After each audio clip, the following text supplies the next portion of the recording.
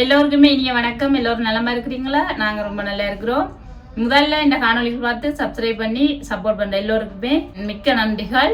யாராவது சப்ஸ்கிரைப் பண்ணி மறந்துட்டா சப்ஸ்கிரைப் பண்ணிக்கொள்ளுங்க. இன்றைக்கு ஃப்ரைட் சிக்கன் பிரியாணி செய்ய போறேன். நல்ல சுவை அப்படி இருக்கும். ஒரு அருமையான சுவையில தான் இந்த பிரியாணி செய்ய போறேன். வாங்க எப்படி செய்யலாம்னு பார்க்கலாம். வாங்க வீடியோக்குள்ள போகலாம். நல்ல சுவையான ஃப்ரைட் சிக்கன் பிரியாணி ரெடி ஆகிட்டு பாருங்க. பார்க்க அப்படி இருக்குது, வாசமும் நல்லாவே இருக்குது. எப்படி செய்யலாம்னு பார்ப்போம் வாங்க. நான் 1/2 கிலோ சிக்கன் எடுத்துருக்கிறேன். எலும்போடு தான் எடுத்துக்கிறேன். சிக்கன் கால். அதுக்கு நான் உப்பு போட்டுக்கொள்கிறேன். 1 மேசக்கரண்டி உப்பு போட்டுக்கொள்கிறேன். அதோட மஞ்சள் தூள், இஞ்சி பவுடர், வெள்ளைப்பூடு பவுடர் அரை தேக்கரண்டி போட்டுக்கொள்கிறேன். நீங்கள் இஞ்சி பூண்டு பேஸ்ட் இருந்தால் போட்டுக்கொள்ளுங்க. அதோட தயிர் சேர்த்துக்கொள்கிறேன். 2 மேசக்கரண்டி தயிர் சேர்த்துக்கொள்கிறேன். அதோட உரைப்புக்கு ஏற்ற அளவு தூள் சேர்த்துக்கொள்கிறேன். நான் இப்போதைக்கு 1 மேசக்கரண்டி தூள் சேர்த்துக்கொள்கிறேன். அதோட மிளகுத்தூள், ஒரு அரை தேக்கரண்டி மிளகுத்தூள் எல்லாத்தையும் சேர்த்து அதோட தேசி புளி சேர்த்துக்கொள்கிறேன். ஒரு அரை தேசி புளி சேர்த்துக்கொள்கிறேன். எல்லாத்தையும் சேர்த்து மிக்ஸ் பண்ணுவோம். இந்த மாதிரி நல்லா எல்லாமே பிரெண்டு வேற மிக்ஸ் பண்ணணும். இதோட நான் மஞ்சள் தூள் சேர்க்கையில் இப்போ மஞ்சள் தூள் சேர்த்துக்கொள்கிறேன். ஒரு அரை தேக்கரண்டி மஞ்சள் தூள் இதோட சேர்த்துக்கொள்ளணும். இப்போ வேணுங்க, நான் அரை தேக்கரண்டி மஞ்சள் தூள் சேர்த்துக்கொள்கிறேன். இதோட கொத்தமல்லி புதினா வட்டி வச்சுக்கிறேன். அதில் ஒரு அரை கைப்பொடி கொத்தமல்லி புதினாவும் சேர்த்துக்கொள்கிறேன். சேர்த்து எல்லாத்தையுமே சேர்த்து கலந்து விடுவோம். எல்லாமே கலந்து ஒரு அரை மணித்தியாலம் ஊற வைப்போம். நீங்கள் இரவு ஊற வச்சுட்டு அடுத்த நாளும் செய்து கொள்ளலாம். ஃப்ரிட்ஜில் வச்சுட்டு எடுத்து செஞ்சு கொள்ளலாம்.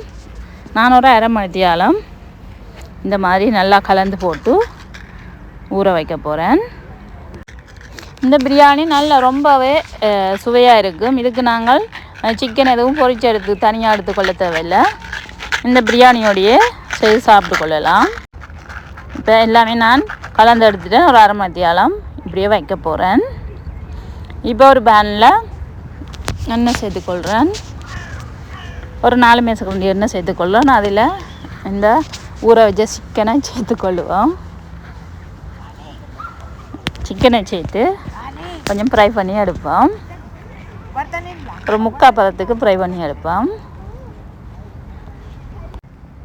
இந்த மாதிரி நான் எல்லாத்தையுமே எண்ணெய்க்குள்ளே இருக்கிற மாதிரி போட்டுக்கொள்கிறேன். சிக்கனை போட்டுட்டு நாங்கள் பாருங்கள் இந்த மாதிரி திருப்பி விடுவோம். சிக்கன் ஓரளவுக்கு ஃப்ரை பண்ணி வரணும். அந்த அளவுக்கு திருப்பி விடுவோம். இந்த பண்ணி நான் எல்லா பக்கமுமே திருப்பி விடுறேன். ஒரு அரை பதத்துக்கு சிக்கன் பொரிஞ்சு வந்துட்டு இன்னுமே ஒரு 3/4 பதம் 1/4 பதத்துக்கு பொரிஞ்சு வரட்டுக்கும். எல்லாமே பொரிஞ்ச பிறகு நான் காட்டுறேன் எந்த அளவுக்கு பொரிஞ்சு வருதுன்னு சொல்லி. இப்போ எல்லாமே பொரிஞ்சு வந்துட்டு நான் இதை எடுத்து தனியாக வைக்க போகிறேன். எல்லாத்தையும் எடுத்து தனியாக வச்சுக்கொள்ளுவோம்.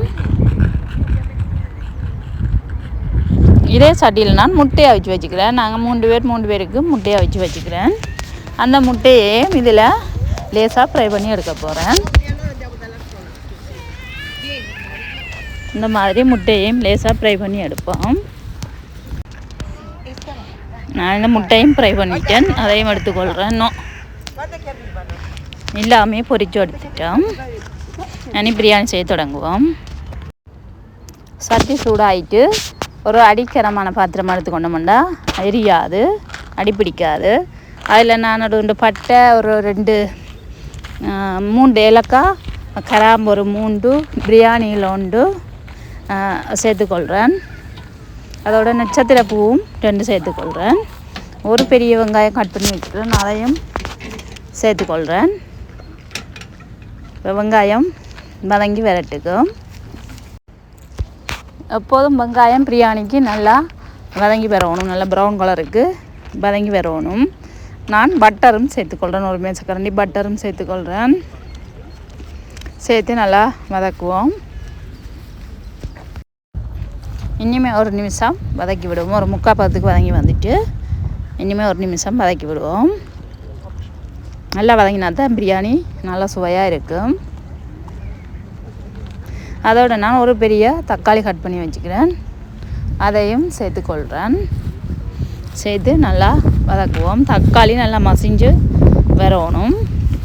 அதோட நான் கொத்தமல்லி புதினா சேர்த்துக்கொள்கிறேன், ஒரு கைப்பிடி கொத்தமல்லி புதினா சேர்த்துக்கொள்கிறேன். தக்காளி நல்லா மசிஞ்சு வர நான் இதோட தயிர் சேர்த்துக்கொள்ள போகிறேன். 2 மேசக்கரண்டி தயிர் சேர்த்துக்கொள்கிறேன். எல்லாத்தையும் சேர்த்து வதக்கி விடுவோம். கொஞ்சம் எண்ணெய் பிரிஞ்சு வர வதக்கி விடணும்.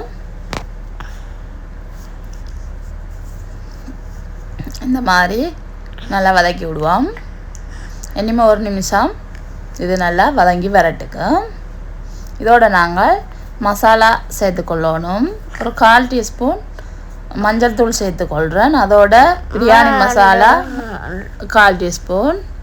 அதோட தூள் உரைப்புக்கு ஏற்ற மாதிரி, மற்றது உப்பு சுவைக்கு ஏற்ற மாதிரி போட்டுக்கொள்ளுங்க. எல்லாத்தையும் சேர்த்து நல்லா மிக்ஸ் பண்ணி விடுவோம். இந்த மாதிரி மிக்ஸ் பண்ணிவிட்டு நான் இதோட இஞ்சி பூண்டு பவுடர் சேர்த்துருக்குறேன். நீங்கள் பேஸ்ட்டாக சேர்த்துக்கொள்ளுங்க. வீடியோ ஆன் பண்ண மறந்துட்டேன். இஞ்சி பூண்டு பவுடராக சேர்த்துக்கொள்கிறேன். 2ம் சேர்த்து ஒரு மேசக்கரண்டி சேர்த்துருக்குறேன். இதோட நான் 1 கப் அரிசி எடுத்து ஊற விட்டுருக்குறேன். அதுக்கு 1.5 கப் தண்ணி சேர்த்துக்கொள்ளணும். இதோட கொஞ்சம் தேசி புளி சேர்த்துக்கொள்கிறேன். இப்போ தண்ணி சேர்த்துக்கொள்ள போகிறேன்.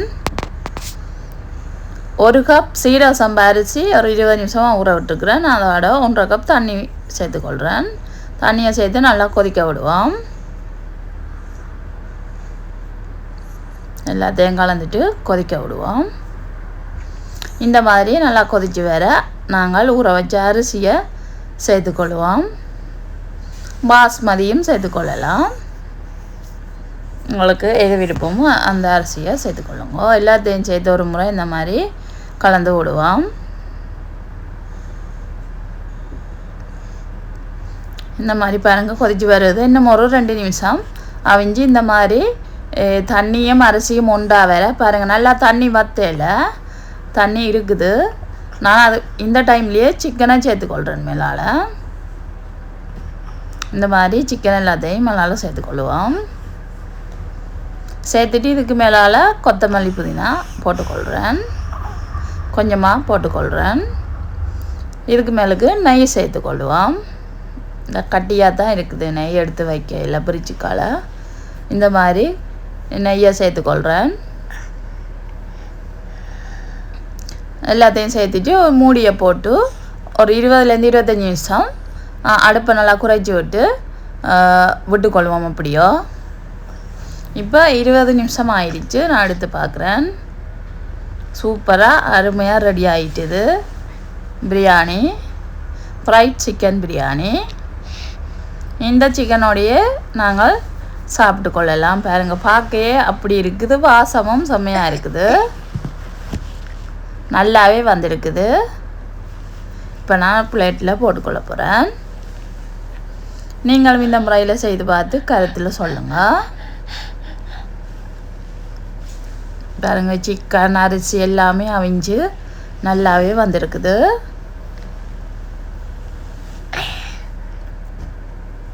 இதோட எக்கையும் எடுத்து போட்டுக்கொள்வோம். இந்த மாதிரி நீங்களும் செய்து பார்த்து கருத்தில் சொல்லுங்கள். வீடியோ பிடிச்சிருந்தா லைக் பண்ணுங்கள், ஷேர் பண்ணுங்கள், சப்ஸ்கிரைப் பண்ணுங்கள். இன்னும் ஒரு அழகான காணொளியில் பார்க்கலாம். நன்றி.